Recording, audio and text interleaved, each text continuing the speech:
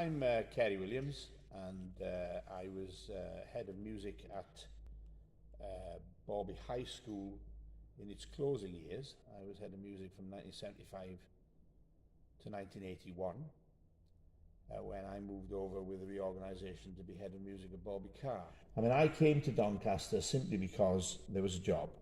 I was at Bretton Hall College, and I was fully intended to stay on for the fourth year and do the new B.Ed degree, which had just come out.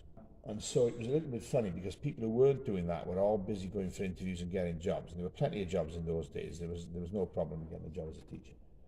But one or two of us who were, not intending to teach then, but to have this extra year and finish the degree course, we were a bit left out of it, And we happened to be up in the education department and looking around, and there was a chap there who was called Danny Burns, and he used to put all the jobs that were suitable for students on a board, on a card on a board, and people used to be up there all the time looking at it and seeing if anything was of interest. In other words, he extracted them from the Times Educational Supplement, which is where all the interviews were put in those days, and put them onto a little card that you would say, Hartlepool, second in department, science. Somebody from up the north says, I'll go and try for that one, that kind of thing. So we were up there idly walking about, and he said, "You're looking for jobs, boys?" And we said, "Well, no, not really. We were feeling a bit out of it, so we were staying on for B.Ed. Oh, he said, "Well, if you want a bit of interview experience," he said, "there's this job at Balby High School." He said, "They won't give it to you, it's a head of department."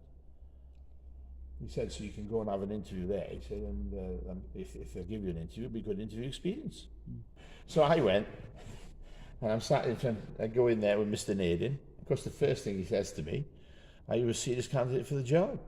I said, "Well, I have to be, honest." I said, I'm hoping to stay on for my B.Ed next year. I said, and this job was suggested to me as one that would be for good interview experience, but not necessarily, qualified to do it. He said, "Oh, all right, okay." Well, he said, we'll continue with the interview anyway. So we continued with the interview, and he says, "Well, tell me what you've been doing in your teaching practice and all this business." So I was telling him all of this and giving it all, the excitement and all this business. So I then went out and sat while the other chap went in. The deputy head came out and he said, "Would you like to go back in?" And I went back in, and he said, "I'd like to offer you the job, Mr. Williams." And I said something like, "Oh dear," or words to that effect. I said, "I don't know what to do." I was a real kid, I was just a kid. He said, "Well, I'll tell you what," and I bet this has never happened before. He said, "I'll give you a week to think about it." He says, "And then you need to let me know either you're going to take the job or you're not, so I can re-interview." So I said, "All right, well, thanks very much. That sounds, very reasonable. I'll go away and think about it." So I went away and I thought about it very hard. They had this funny system at college where you weren't certain you were on this B.Ed. You thought you were, so you had to go around and ask everybody whether they were going to recommend you. So I went to music woman. "Oh yes," she said, "You're definitely on it, Carey. We want you." I went to the education department, and not to put too fine a point in it, they were playing silly buggers and saying, "Well, you've got a B in this, and there's a D here for something." And I said, "There isn't any D there." "Oh, you didn't attend for this such and such a thing." I said, "I was doing my diploma exam in Liverpool." And I said, "The bloke knows that I wasn't there." "Oh," I said, "I'm not putting up with this." I said, "This is all." I said, "I've got the chance of a job, head of department, scale 2 next year." I said, "Stuff it." I phoned Mr. Nadin and I told him I'd take it. He said, "Well, I'll send it in writing." I talked to my parents about it, down in Wales, of course. I said, "I'm going to take this job." Took the job, found a house, Conisborough, and that was that. I came straight from college in September 1975, and I took over from a Mrs. Womersley, who had been Miss Mould, and my colleague in the department at that time was Harry Taylor, who was, of course, very well known as a champion walker, and also a local musician. He was an accordion player, an organist, and he and I worked together until he retired in 1976, I believe, in the Easter. Well, moving on to talk about Harry Taylor, who was a very dear friend of mine. When I actually came to Doncaster the very, very first time for interview, He very kindly put me up for the night, he and his wife at that time, in Three Shadyside in Hexthorpe. And Harry was and had been involved in the music side of things for years and years and years with not so much with my predecessor, I don't think, Helen, but certainly with her predecessor, Peter Ralph, with whom Harry had obviously had a very good relationship. And Harry was what I would call a light musician, a jazz musician. He was an accordion player of distinction. He played the piano, he played the organ, he played some clubs.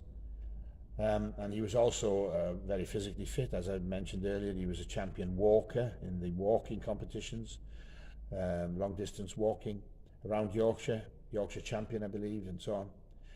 And that was all before my time. But in 1975, Harry was nearing retirement. But I've often said of him, he was still firing on all cylinders. And that's not true of many people, to be honest, when they're getting towards their 60. The thing that I most remember about him is that he was a wonderful person at playing second fiddle, figuratively speaking. That is to say, he was always in the background. He would always pick up things that needed to be done, parts that needed to be written, children who needed some help with their theory or with any aspect.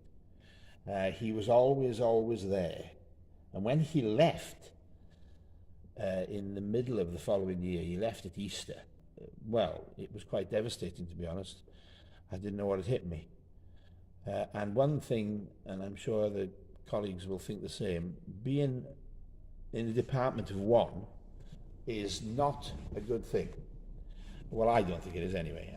I hated it. You don't have anybody to bounce any ideas off. You don't have anybody to watch your back, pick up things that need doing, help you out. It's totally dreadful. It was a case that we couldn't really get anybody at first. And so for that one term I was on my own. Harry continued to show a great interest, and particularly in this aspect of theory and teaching jazz organ and that kind of thing. I continued to work with him and to call on his support for many years, right through when I went to Balby High. If we had children who wanted to do theory, and there were a lot, we sent them all to Harry, to his house. And then I'd go down to his house and have a chat with him, have a cup of tea, have a meal. His wife passed. He had a nephew called, I can't remember, I think he was called Neil. He was also a good musician. He was at Balby High, played the clarinet. So obviously Harry became very, very well versed in wind instruments and could help people with saxophone and clarinet as well. So actually, when he retired, as with many of us, mind, he got busier than when he'd been in work, because we keep sending him these people. And we sent them to him for years until he said that about had it. One of the sad things was that when he passed, for some reason, I'm not quite sure what it was now, but I was unable to get to his funeral. I was unable to get there. I was away somewhere. I think I was in America or something, or away on holiday abroad, but not anywhere where I could possibly have come if it had been in this country. So I did miss Harry's funeral, but he was very much a character in Hexthorpe and well known, and his contribution to Balby children is inestimable. And many, many children will remember him fondly, both in terms of music and general class teaching and sport, So he was a wonderful influence on us all, really, and big shoes to fill. And we eventually, as I say, filled them with John Campbell, who was an Irishman, and a player of the tuba and piano and violin. He had a French wife, Marie-Lise, who tragically died very young of cancer, and lived in Sprotbrough, and he's now returned to Ireland. But he is also very much in touch with a lot of the pupils, because of course now we've got Facebook and all that kind of thing, where people are anxious to get in touch, and people who we haven't seen or heard of for many years have been getting in touch. and he worked with me right through until the school closed, and over at Balby High, where we joined another musician who was already there called George Mabon. But he wasn't a Balby High person at all. He was Balby High. We had a lot of support for music when I got there. The headmaster was very keen for us to have a lot going on. We had members of staff who were very interested in music and who played, particularly Roy Jenkinson. He played the tenor horn. Fred Waring, who was head of maths, he played the trombone. Johnny Hobden, who was in the art department, and he also played the bass trombone. And then we also had staff who were very anxious to learn, who hadn't had the opportunity themselves. So Mary Harris, the senior mistress, she learned to play the flugelhorn. Other people, when they'd moved over to Balby High, they were interested in playing. Some who had been at Balby High but hadn't, been involved particularly then. Now, once I got there, the first thing that I did was to form a brass band, because obviously it's almost generic to the area, really. And I had fortunately learned brass for a couple of years myself at college. And when Roy Jenkinson knew this, he took me to the local band at Armthorpe, the Armthorpe Elmfield band, where I got a little bit more experience just as a player, and helped me then to understand how to form a brass band with the children. Also, once the children had become proficient, they went to other local bands like Brodsworth. So we started off with a brass band, and we also did other things. We had some string players. We had, of course, the peripatetic teachers who used to come into the school. We used to have Mrs. Bear, who was the music advisor's wife, or later the music advisor. She taught the cello. We had Julie Latham, as she later was. She taught the clarinet and the recorder. And so we did have other groups as well. We had strings and everything as time went on, and then eventually we had a wind band, which incorporated all the winds then, and strings separate. Now, and I say this with a bit of care, but I mean, for example, sport is another area where children, and obviously boys in particular, but you've spoken about Mary Firth, and people who were teaching PE for the boys. I mean, Bill Cale was teaching it. They obviously, in a way, they have almost an automatic pull, because children come in and they're football fans and they love netball. Now suddenly I come along and I want them all to do music. But I did have one sporting attribute. I could play tennis quite well. Now that's a rather genteel game for some areas, but in the summer, of course, and in my first summer, I took some of the lads down to the courts just below Bala Texthorpe and so on, and gave them a bit of a knockabout with tennis, It's the only sport I could play, but I was taught properly, just by luck. So when it came to music, I soon got a group of lads. The problem was that they were also the basketball team, the football team. They were the big he-men, and I needed them in my choir, and I needed them in my band. So I approached the head of PE and said, because we had a situation for those years where you had lower school and upper school. So lower school went to do PE and practice on Monday, and the upper school went to practice on Wednesday. There was junior football on Monday, senior football on Wednesday, junior basketball, whatever it happened to be. And I went to them and I said, well, is it possible to get a timetable between us, you see? I said, well, you do senior this day and I'll do junior that day, and then when you're doing junior, I could do senior. Well, I don't think anybody thought of it or mentioned it before. There wasn't a lot of response at first. There wasn't any response at all until they didn't turn up to the basketball rehearsal because they were in the choir practice. Then we got a timetable, which worked tremendously well, because I've always been of the opinion that members of staff shouldn't fight over children. We should let them do it all, and we make the effort to ensure they do it all. So all throughout, and I mean, Mary Firth would tell you this, what I'm going to tell you now about Mary over at Bobby Campbell, but the same thing applied. You would, for example, have wind band practice after school. The girls would come through and say, "Sir, we can't come to band because we're playing a netball match against Asken or Daneham or somewhere." So I'd say, "Is it home or away?" And they'd say, "Oh, it's at home." I said, "Well, they're not going to get you for Everett, are they?" I said, "Not for Asken." And other places further afield, they'd have them from North Yorkshire and things coming down to play a match, you know. So I'd say, "What you need to do," I said, "go straight down to the gym, get into your kit and get straight to band." I said, "And when the other team have arrived and kitted out and they're ready to go on the field," I said, "get Miss Firth to send a runner." I said, "You leave your flute right there on the table, or your clarinet, or whatever it is, and your music, and you just get up and you go." So I said, "By the time they're out on the pitch," I said, "you're running out and coming onto the pitch." I said, "And that's the way you do it." I said, "If you're playing away, you're not a band, simple as that." But I said, "Don't come to you the following week and say, 'I'm not coming to band, I'm going to have my hair done.'" I said, "That's not going to wash." But I said, "We need to have," I said, "you need to have your diary." I said, "You need to know when you're at home or when you're away, and I need to know when you're at home or when you're away. If I cancel a rehearsal, or I'll try and cancel one when you're away so that we haven't missed anything," and all this. And we worked it like that, you see. Now that's much better because the best musicians are the people who are in the netball team, no two ways about it, and in the football team, because they have that same commitment.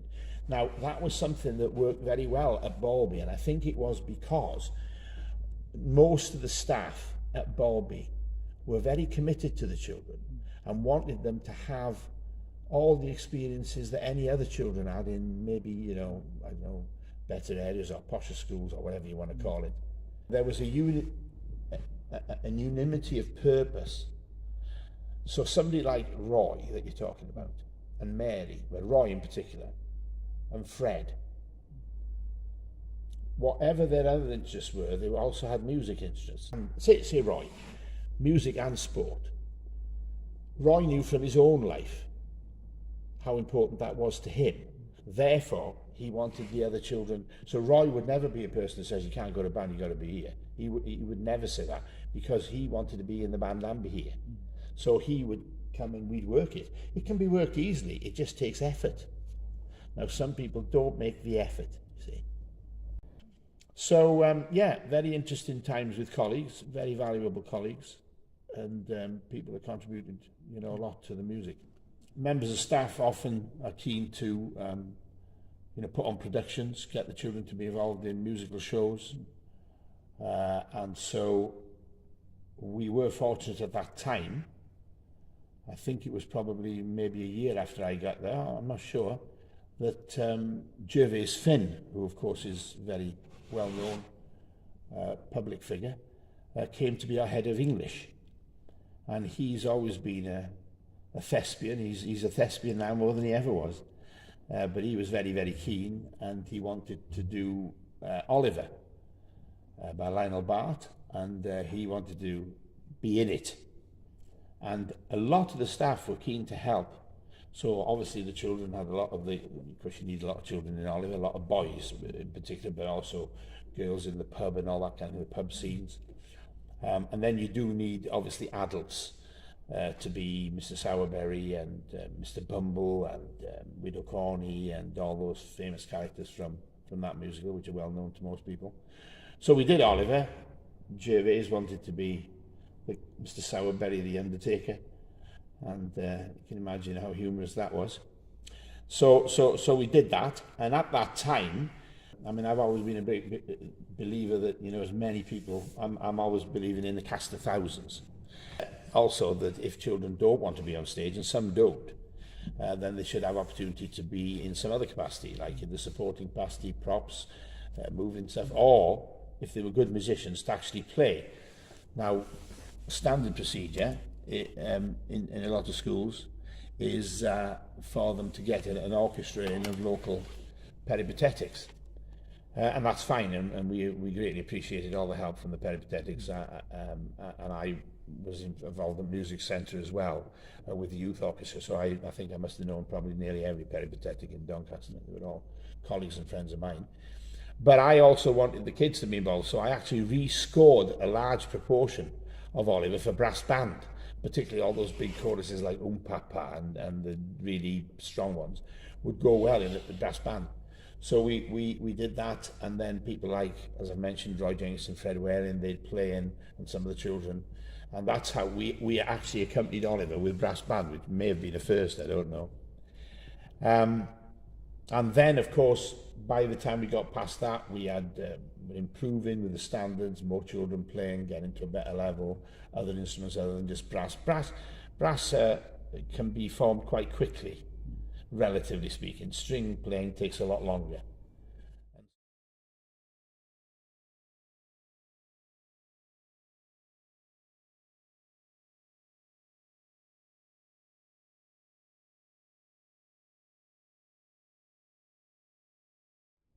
And so we then decided, well, Gervais wanted to do the Pirates of Penzance, Gilbert and Sullivan. And so we did that next, and that was very enjoyable. And he wanted to be the Pirate King. And again, Fred and Mary and lots of these other people had parts, but of course the children have the main parts now, and a lot of them were older and their voices had developed. And of course I'm a singer as well as a brass player. I'm mainly an organist, but I'm a singer, a trained singer. I sing solo, well, I sang solo. So I used to do a lot of voice training with the children and get them to, to project their voice and to not be frightened of singing on stage and so on. So one of the important things was to form a choir, you see. After, say, two years, I mean, I was there for 6 years. And by the time I got to my 6th year and when we were closing down, we had a lovely 4-part choir of perhaps 60 children, all the boys singing bass and tenor, and being confident. So that meant that as well as underpinning the music productions, I mean, the next production we did, the pilot, we were going to do HMS Pinafore, but Gervais left, got a job in another school. So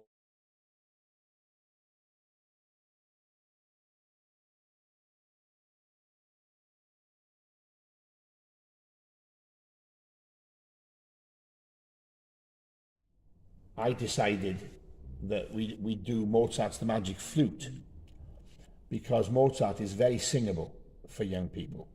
And although the Magic Flute has some extreme voices at both ends, top and bottom, we fixed that a bit. And that was the last production at Balby High. And we had a wonderful art department with Jeff Durrans and Johnny Hobden, but we also had a deputy head who came called Chris Giudici, who was also a gifted artist. And so the sets and the backdrops and the scenery for these productions were quite exceptional, especially the Magic Flute. I mean, you just swore you were in the Temple of Apollo or something. Well, in the Temple of Isis you were in. But I mean, beautiful gilded things, all gold paper and everything, and pillars and all sorts of things. That was one of the things about the school that, the vast majority of staff wanted to be involved in this because they could see the value of it. There are situations, and I've come across them often, where sometimes it's a case of members of staff who are frustrated thespians and they want to put on a show and they want to be in it. Now, actually, we're not there for that. That's not what the purpose of it is. But you can benefit from that. But it needs to be a good experience for children. It needs to pull up teamwork, and everybody working together, although they're on very different things, where the children have the opportunity to learn not just to sing, to play, to act, but to organise props, to build scenery, to learn about lighting. I mean, I remember we had a lovely boy called Guy Forshaw, and he was totally into the lighting and stuff like that. And he learned, therefore he learned a lot. Now, the person in charge of the lighting was Roderick Garthwaite, who was the head of science. But he'd be there and he'd be up on top of the Bantam Tower and fixing the lights, and Guy would be there wanting to learn all about it, and the lighting deck, nothing specifically to do with music, but Guy was in the music department because that's where it was all happening. We had some wonderful times with the Magic Flute. I mean, it's hilarious. It's a very, very funny opera, and the kids loved it. Well, they loved it. We all loved it. and it was grand. In the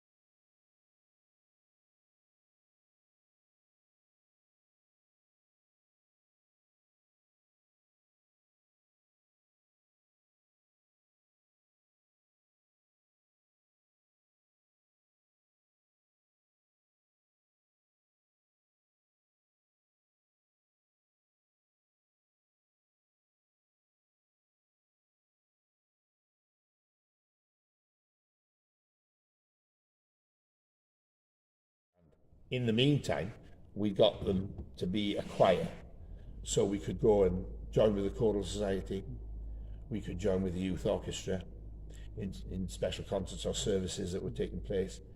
I was by this time involved in the youth orchestra, obviously, with Peter Bear, who was the music advisor at that time, and I was his deputy, and so I was sometimes delegated to do various, gigs, as we say in the profession. When Peter wasn't available, and then I put my choir together with him, and we'd sing basically choral and orchestral music. And again, they were great. Zadok the Priest, Handel, other stuff by other composers, lighter stuff as well, all sorts of things. Children's compositions. Just about that time, as we were coming to the end, of course, GCSE came in to replace CSE and O-level. Now, in the music syllabus, one of the things that was very new was that children could compose their own pieces, compose a pop song or a piece for their instrument or something more classical or something jazzy, anything that they liked.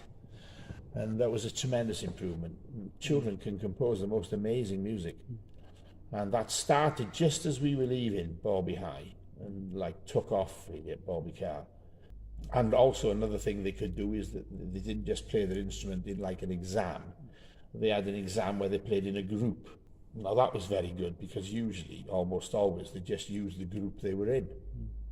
They were doing this. So it's what I've always called real education. The children actually doing for their exams what they were doing anyway. Naturally, they turn up in the morning to rehearse and that kind of thing. I mean, you could be in a concert. And the person could be playing the solo in the band, and my colleague would sit at the back of the hall, like we're sat here at the back of the church now, and listen, and that would be the exam for that child. It would be then, and that is so real. It's so much. It's not only is real, it's time saving, and it's much better. It's real life, how it is in real life. And we did a lot of that, not very much at Balby Car because it was only just coming in then. I mean, I taught CSE music and O-level music there, and then this change started coming, and the two went side by side for a couple of years before, the GCSE took to be the thing which we still have, of course. It changed a lot, but that kind of thing. We were blessed, really, in my period, by having Ken Nadin as the head teacher. Now, Balby, let's not put too mess about it, is a rough area. It was a rough area. It had been rougher. And to be ahead of a school, I mean, when I went there, it was what they called an EPA school, an educational priority area. It was that when you were there. And we got extra money for coming to teach there and that kind of thing in those days. Now, actually, that was no small thing. It was significant. Ken Nadin was the man for the job. He sat very large in his chair, did Ken Nadin, you will remember him, of course. And he had a strong hand on the tiller, and it was necessary. And what people sometimes forget is that if you don't have that leadership, if the ship is not steady, you cannot achieve what you're trying to achieve. So if the ship's going like this, right, everything's going overboard and you're not getting anywhere. And when things are calm, when discipline occurs, anything can happen, especially in a school like Balby. Now, what I discovered was that when I got there, and I mean, I was from a working class area in Wales, in a mining area, I found that the children were tough. Instinctively, I think, I knew that if I could get them, that toughness would be channeled into achievement. It doesn't matter what it was. Now, during that 6 years, you see, well, two things happened. One was I got appointed to be the organist at Holgate Church in 1980. Of course, it was a wonderful outlet for my children to come and play in service, sing in the choir, hold concerts there. And I started the Holgate Orchestra in 1981. Now that's the year that we went over, later on in that year, we went over to Balby High. So this orchestra, the founder members were John Hillman, who was in the church, Colin Harewood, who was in the church, Nina Maney, who was at school, Balby High, Mark Garthwaite, Rod Garthwaite's son, head of science, Balby High. So the Holgate Chamber Orchestra, which took its name from being at Holgate United Reformed Church over there, was formed with those people and then peripatetic people and all that. It was never meant to be a school orchestra, but like Peter Bear, I have to say, did the same thing with the Boyce Orchestra. He had the youth orchestra, of course, with very good players, and then as they came into adulthood, as they came into sixth form and so on, he would say, would you like to play in the Boyce Orchestra and get experience? And they would sit in the back row, and my players would do the same, and always have them. Now, Jonathan Reed's playing the trombone tonight. He's a Balby boy. He's Balby Carr, only just though, and he was from up by Wandsworth Church. He's playing trombone tonight, and so effectively he's here because he was a pupil of mine at Balby, in the broader Balby. And then I retired, mainly to go home and look after my parents, both of whom were aged in the 90s. And my father had a stroke and my mother was getting dementia. So I took early retirement, but of course I didn't want to give up the orchestra, because the orchestra is now 40 years old this year, but of course this year it's been all messed up with the COVID, so it'll probably celebrate it next year. 40 years of this orchestra. And one person who is himself a peripatetic teacher, and that Adrian Skelton, he's a founder member, he's still in it. He's the only one. I'm drawn back to Doncaster because of the orchestra basically, and also being the organist for a long while in Holgate, and now I'm part-time organist here. That is to say, I play the organ every time I come, but obviously I'd moved back to look after my parents. They've then passed. I've got the house, we've run it as a bed and breakfast, I've got a camping site, so I do live in Wales. Before COVID, I lived 50% in Wales and 50% here. I have a house in Conisbrough still, and a flat underneath it, and a tenant. But then I got a girlfriend of 10 years now, partner of 10 years, and she lives in Pontefract. So I actually come to Ponty for the purpose of accommodation, if you know what I mean, and not to my flat. And of course, in the intervening period, I was appointed Deputy Conductor of the Choral Society, and I did that for many years. I used to conduct the Cusworth Singers, I did that for 10 years. I had the choir at the church at Holgate. I mean, there was one period in my life where I was conducting 5 choirs a week, including the school one. But that gets a bit much after a while. Choral have had me back to be soloist, because I'm a vocal soloist. I've sung with the Bach Choir in Sheffield, with Doncaster, with Snaith, different local choral societies in a semi-professional capacity. I've come back also for the choral society. I went to Messiah last Saturday night, final one at Priory probably. And all those people, I knew them and they all knew me, and I know the orchestra and Simon who conducts it and David plays the organ. And it's a lifetime, isn't it? It's a lifetime. So when you've lived for a lot of your lifetime in a place, I suppose you're, well, some people do, some people don't, but I come back to the place. Of course, my girlfriend's in Yorkshire, so, and a lot of my, the other thing is where I live in Wales, we can't do this. We don't have orchestras. We've only got sheep. So this opportunity doesn't exist for me anyway in Wales, except in very small chamber groups. Whereas this, and this is a group of players, it's a pity you're not free on Friday night, you come and record it yourself, sit here. But I mean, there's some very good players here. There's also some very young players. And the organist is only a student from Leeds. He's played in this orchestra, he's from Rosington. Now, Lisa Carter is coming to play. She's worked in Dubai, she works in Germany. She's a Balby girl, Balby High side. I sometimes say to people, I'm retired, but I'm not finished with Doncaster yet. And